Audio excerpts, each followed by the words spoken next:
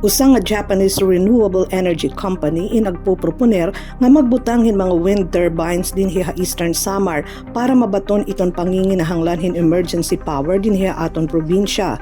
Hiatsushi Shimizu, CEO hiton Chal Energy, inag-courtesy call kan Governor R.V. Ivardone didahan nakalabay nga adlaw.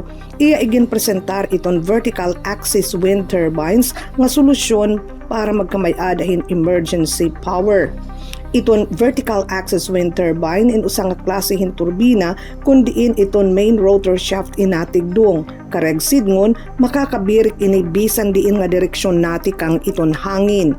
Ngan kun may ada hangin, iton mga blades iton turbina in malibot iton axis sanglit diri na kinahanglan nga igbarubalhin iton direksyon iton turbina ngan ini in mas epektibo ha mga lugar kundiin pabag-o iton direksyon iton hangin. Sumala kan Shimizu, may ada na 21 nga pareho nga mga turbina nga ginagamit dito sa Japan. Iton potensyal nga mga lugar nga bubutangan hini amo iton Dolores, kan Avid, Taft ngan Borongan City.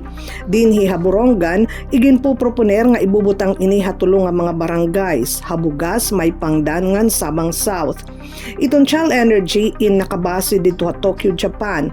Ini nga kompanya inahimugso kataliwan han 2011 tsunami dito nasabi nga nasod nga nakahibang han Fukushima nuclear reactor.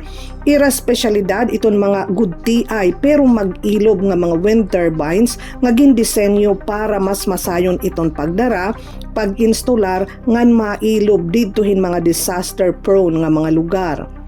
Ang pinakauna nga instalasyon hiton Chal Energy ha ibang nga nasod indin hiha Pilipinas dito iniha probinsya hiton Batanes kundi nagbutang hirahin 10 kilowatt Magnus vertical axis wind turbines nga mailob hiton hangin nga maabot 340 kilometros kada oras iton kusog.